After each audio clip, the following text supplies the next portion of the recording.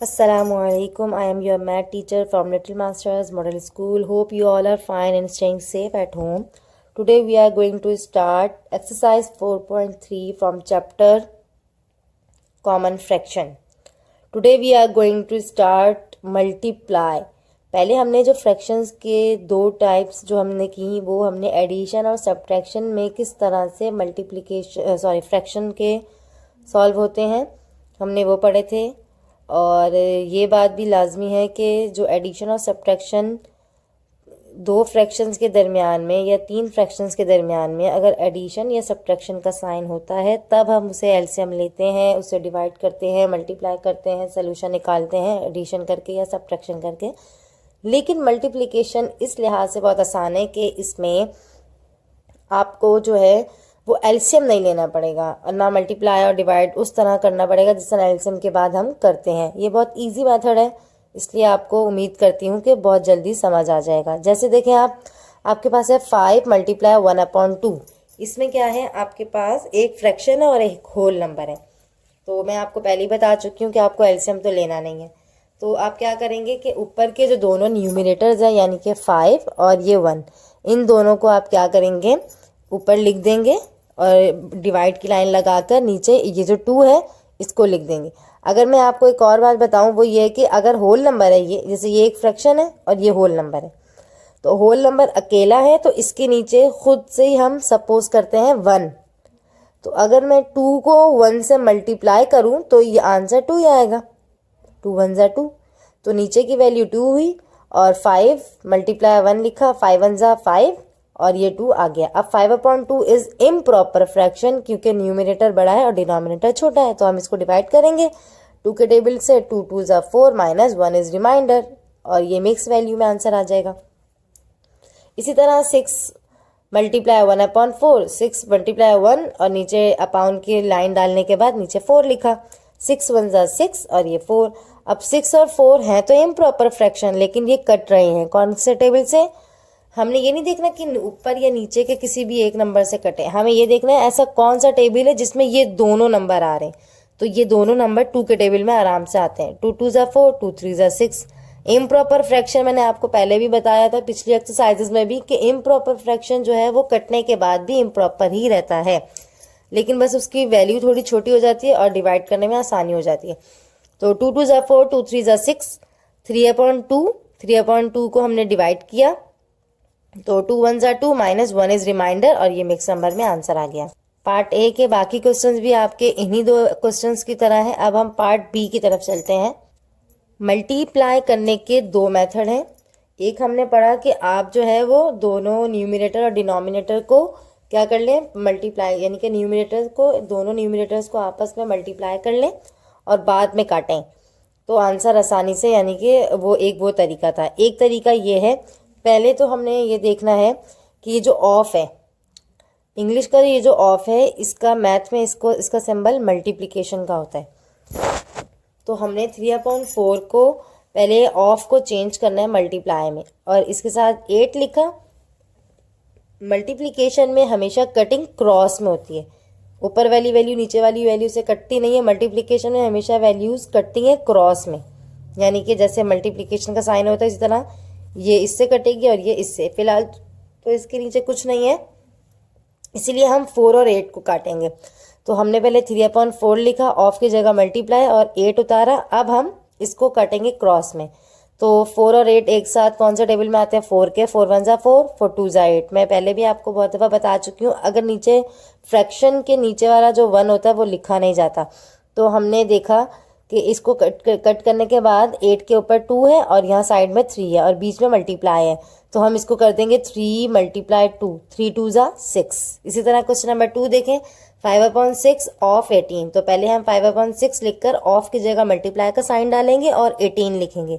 फिर हम इसको क्रॉस में कटिंग करेंगे और देखेंगे कट रहा है कि नहीं। तो अगर हमने क्रॉस लिया तो 6 और 8 कट रहा है, लेकिन 5 और यहाँ नीचे वाली वैल्यू तो है ही नहीं, तो ये तो नहीं कट सकता। लेकिन 6 और 8 कट रहा है कौन से टेबल से, 6 1 = 6, 6 3 = 18। अब यहाँ पर 1 बचा तो ये तो हम लेंगे नहीं, ऊपर 5 बचा मल्टीप्लाई 3, कटने के बाद आंसर 3 था वो बच गया। तो हम 5 को मल्टीप्लाई कर देंगे 3 से, 5 3 = 15। ये दो तरह वही पिछली पार्ट का ही इस तरह से है ये, जैसे पिछला वाला पार्ट था उस तरह भी इसको सॉल्व कर सकते हैं, तब भी यही आंसर आएगा, इस तरह सॉल्व करेंगे तब भी यही आंसर आएगा। मतलब ये दो तरीके हैं इन सवालों को सॉल्व करने के।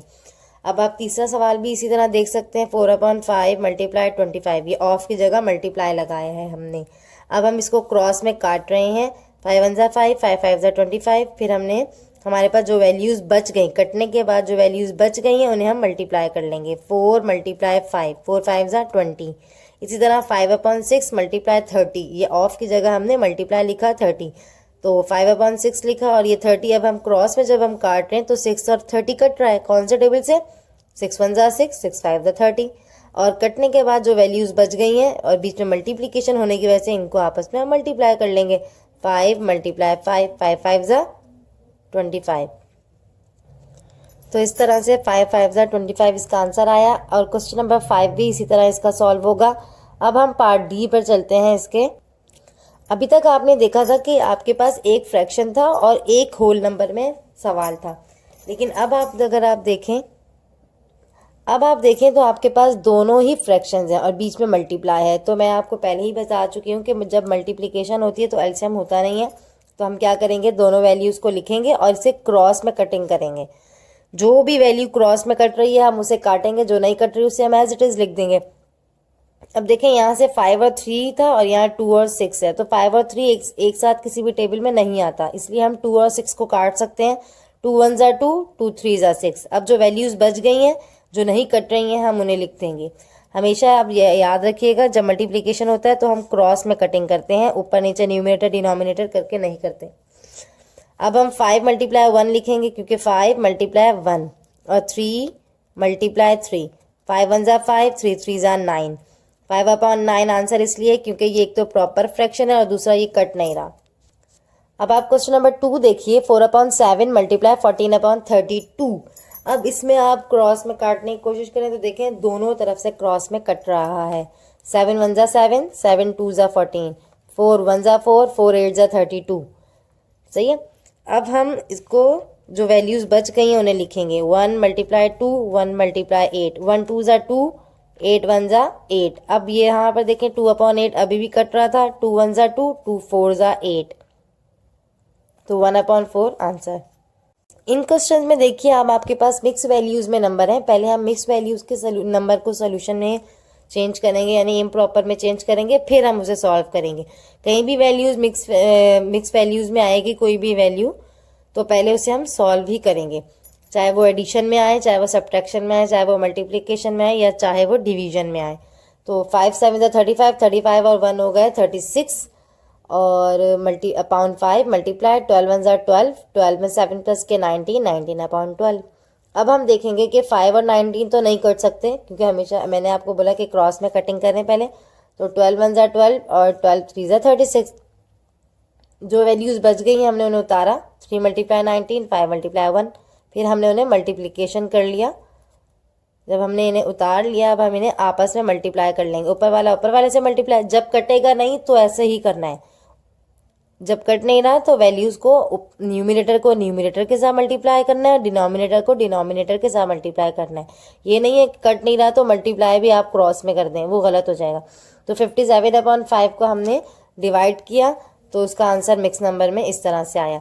अब क्वेश्चन नंबर 5 अगर आप देख रहे हैं तो इसमें अब आपके पास 3 फ्रैक्शंस आ रहे हैं। पहले तो सबसे पहले आप सबको पता होना चाहिए मिक्स वैल्यूज़ को ही सॉल्व किया जाता है। तो हम पहले मिक्स वैल्यूज़ को हमने सॉल्व किया, तो 8 2 16, 16 और 5 हो गए 21/8 मल्टीप्लाई 5/12 मिक्स वैल्यू नहीं था इसलिए वो एज इट इज़ रहा, क्योंकि हमें पहले मिक्स वैल्यूज़ को सॉल्व करना है। और मल्टीप्लाइड 7 2 14, 14 में 2 प्लस किया 16, 16/7।